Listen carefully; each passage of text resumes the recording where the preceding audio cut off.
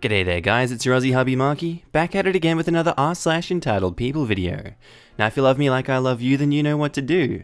Want you to run at that like button like Steve Owen runs at crocodiles. Maybe even chuck an Aussie flag down to the comments. Now with that said, I want you to sit back, relax, chuck a prawn on the barbie, and get ready for some bloody good entitled people stories. Now our first post today is by user Vatican Cameos 714, titled "Crackhead gets offended when I won't give her details about my reproductive system." I live in a small apartment building with my wife and 2 kids. There are 4 units together in a row, and it isn't a great neighborhood. This is sort of a temporary situation until we're back on our feet, but a lot of the other people who live here are older, and we'll just say unambitious towards life. Normally, I'd try to keep myself to myself, but we're in the middle unit, and sometimes being neighborly is a hazard. When the kids want to play outside, I sit and crochet or read in my chair outside the door. This leaves me vulnerable to chit-chat. So the lady next door, I crap you not, introduced herself to me as Wanda, your crazy crackhead neighbor.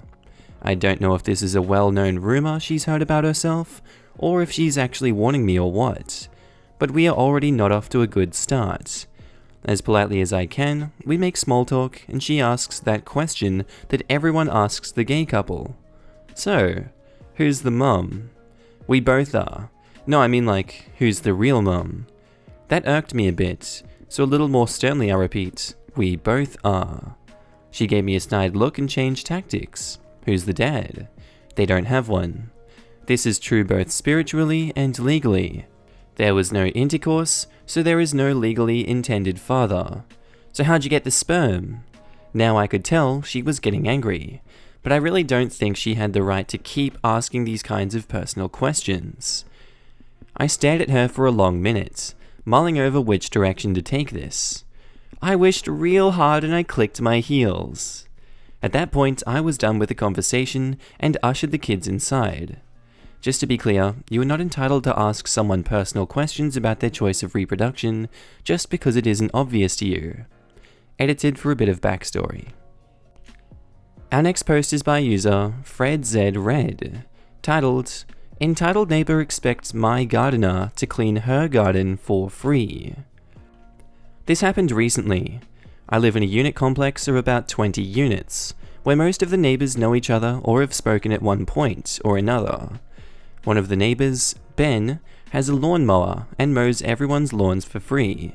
Important for later. I've been in isolation because of COVID-19 for the past month, and have been getting extra money from the government lately that I don't need. So I decided to put that money to a good use and hire a gardener to fix up my front and back garden. The front garden is a complete mess. For the past 2 weeks, he's been coming and going to fix up my front garden in small increments, not interacting with me directly for obvious reasons. This happened yesterday when my gardener was working on my front garden. One of my neighbors, Jessica, came up to the gardener — I have security cameras outside so I can see what is going on in the driveway — and began complimenting him on his great work. I popped my head out so I could hear what was being said, but they couldn't see me. She's like, "Yeah, that looks really good. I think you're doing a really nice job." She started getting overly complimentary, and I had a sneaking suspicion of what she was getting at. Jessica, not knowing that I was around the corner and could hear everything, "You're doing such a good job here. Do you think you could, work on my garden after you're done here? I don't think OP would mind." Me, coming around the corner, "Hi Jessica, what's up?" Jessica, realizing she was busted, Oh, hi OP. Well, I was saying that what a good job your gardener has done so far. Do you think he'd mind doing my garden as well?" I'm sure he wouldn't mind. It's $30 for an hour or $300 for the whole day. What? I'm not paying for it. You hired a gardener, so it's your responsibility to do my garden as well. I hired a gardener to do my garden. It's not up to me to pay for your garden to be done as well. But Ben mows the lawn for free. Your gardener should do my backyard for free too.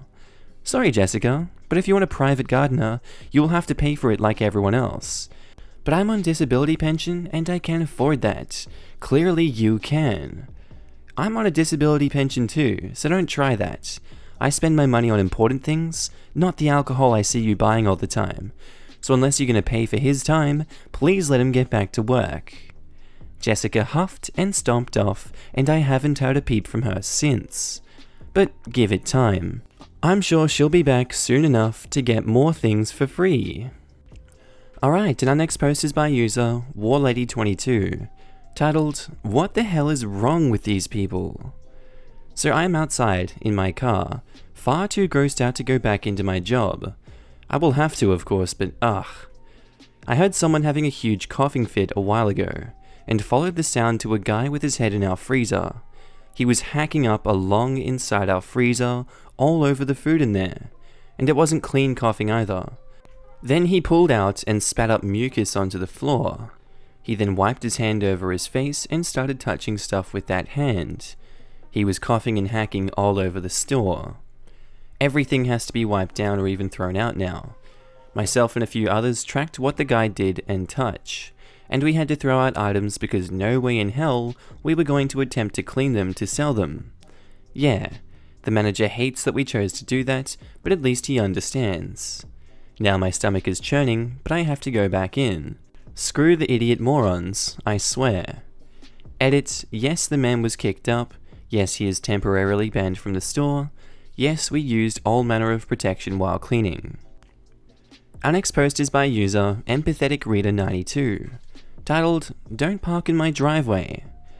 So, when we first moved to Texas, our house was behind a pasture, and as the years went on, the pastures became schools. Every weekend, there was some kind of event or sport, something going on at one of the two schools, and there was never enough parking. So of course, people parked in our neighborhood, and this is the story of Mr. Red Pickup, MRP. Well, MRP loves to park in our driveway. I don't know why, maybe he liked the white brick of the house, or that it was near the corner. I don't know, but he loved to park in our driveway every weekend, and I don't mean politely. I mean he would park in the dead center, like those jerks who park over the line. Well, my parents would leave notes on his car for a few weeks, till one week we found a letter taped to our door. "Hi, this is MRP, please stop leaving these notes on my truck or I will have to phone the police for harassment. My kid has his sporting events and there's never parking. It's not hurting you to let me park here, so just leave me alone." Well, you can imagine how fast my parents called the cops, and once they explained and showed the time-stamped pictures of every time he'd parked there, he was towed. And as an added dose of sweet karma, the tow truck pulled off with his car just as he was rounding the corner to my house. He got to watch his car roll away. Karma was issued as well as a trespassing and harassment tickets. He turned up as red as his truck. At least his kid won his race. And our next post is by Dion of the Wilds, titled, "My husband's father went public about my pregnancy without consulting my husband or me." About 2 weeks ago, my husband and I found out we were expecting our first child. As a bit of background, we had been trying for 2 years and were understandably excited to tell our immediate family. Because we found out early, I was 6 weeks at the time, we asked our family to please wait until we posted to post it on Facebook. Fast forward to this morning. My brother-in-law shared a screenshot of a status my husband's father posted saying he gave us a week and they need to understand that grandmas and grandpas can't wait that long. So he took it upon himself to post it in a public Facebook post. He even tagged my husband in it, so a number of my extended family and friends saw it as well as a couple of my co-workers.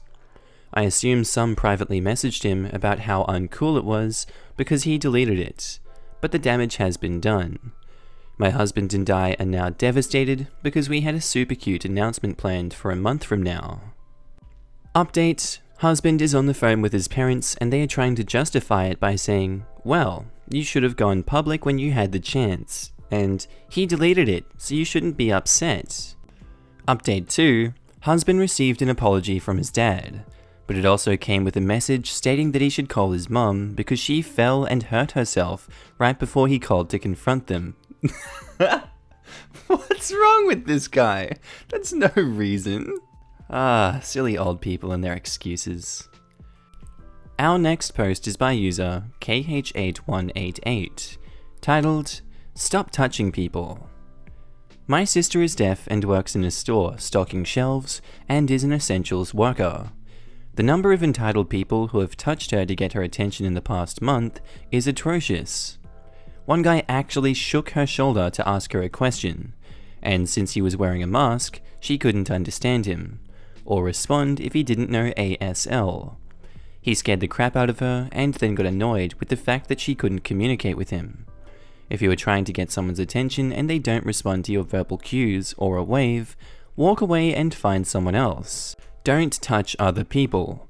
Really, at any time, but especially during a pandemic with a mandate to stay 6 feet away from other people.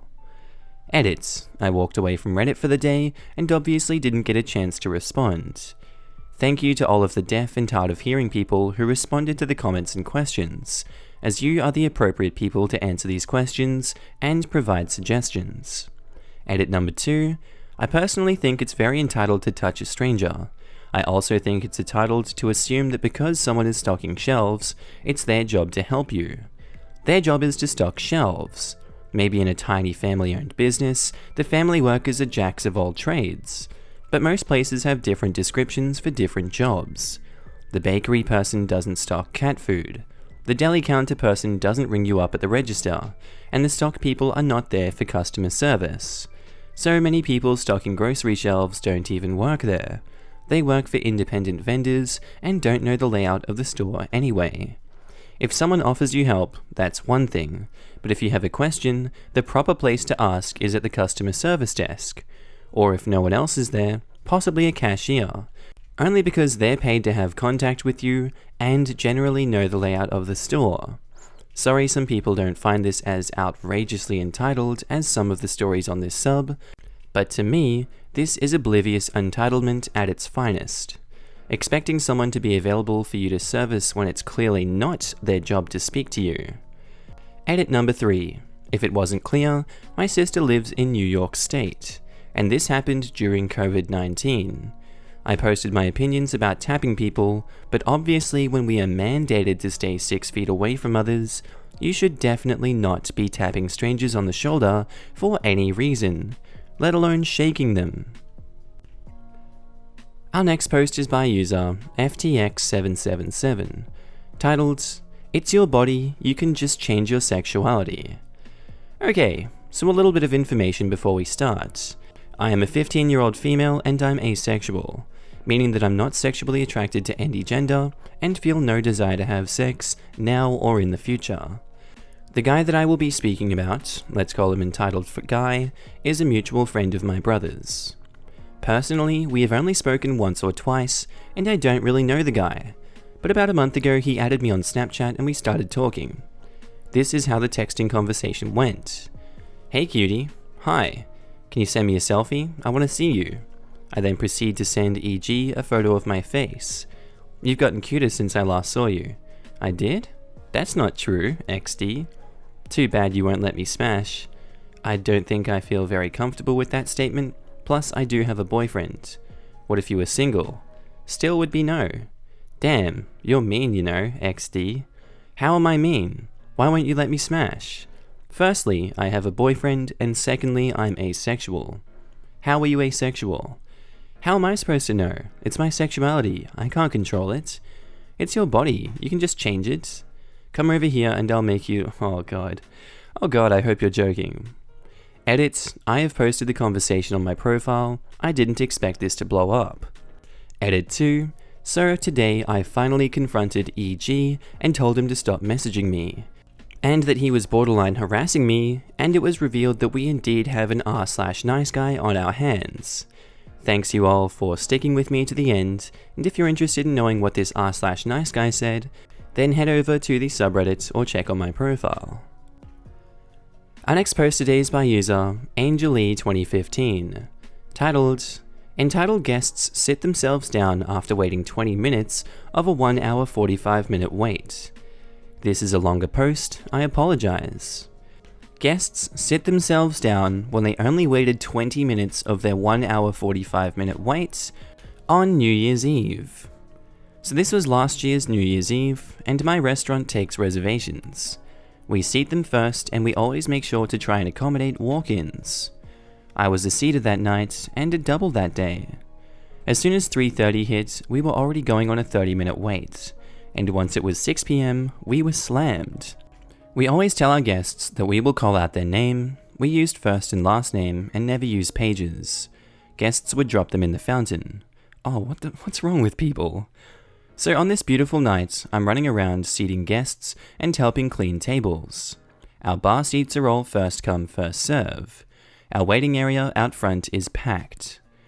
I get handed my next card name to walk. It's just a piece of folded paper with the name and party number.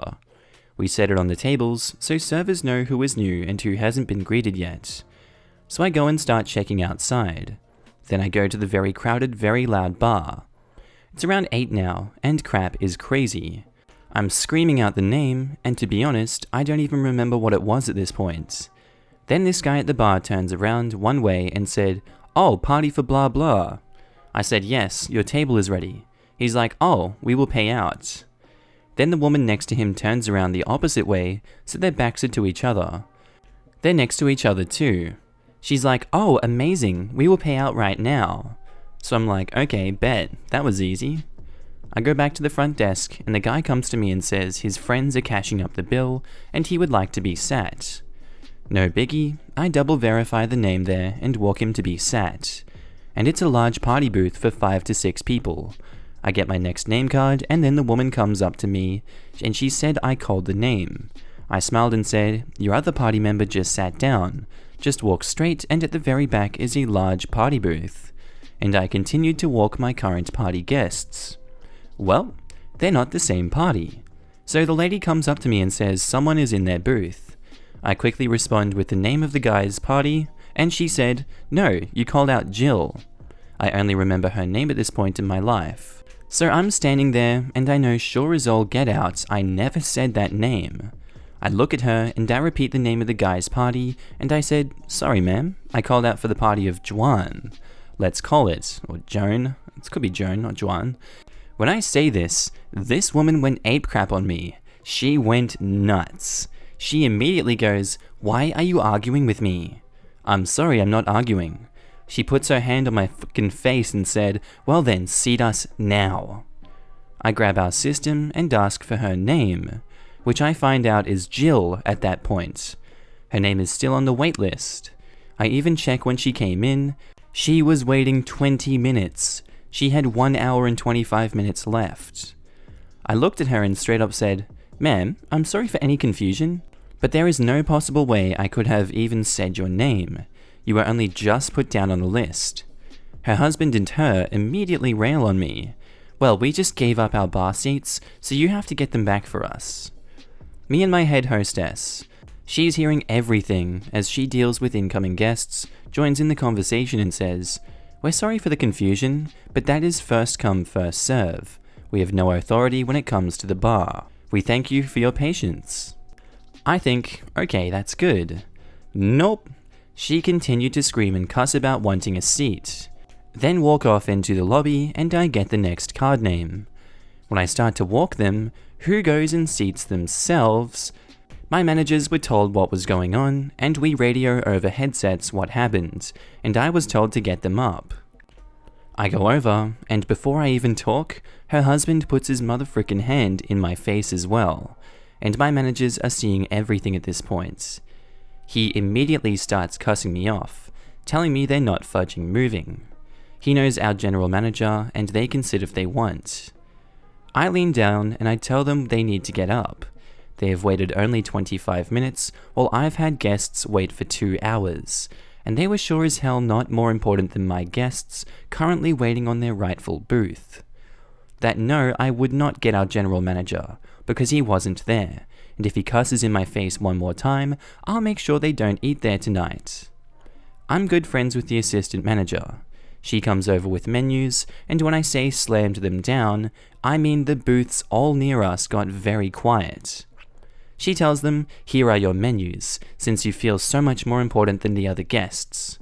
The server will be with you later, as we are very busy, and if you ever cuss at my hostess again, I will make sure you never can come back and eat in here again, and you can make damn sure Jacob will hear how you cussed her out for no reason.